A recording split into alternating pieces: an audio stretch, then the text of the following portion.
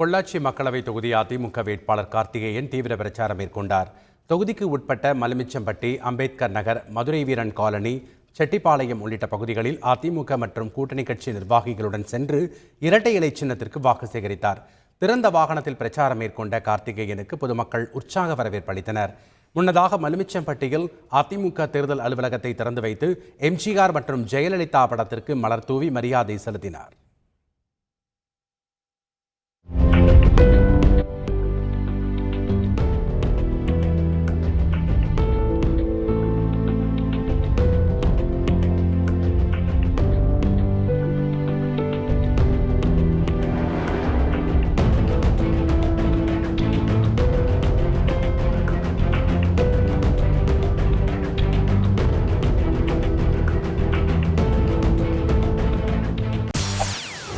செய்திகளை உடனுக்குடன் தெரிந்து கொள்ள உடனே சப்ஸ்கிரைப் பண்ணுங்க.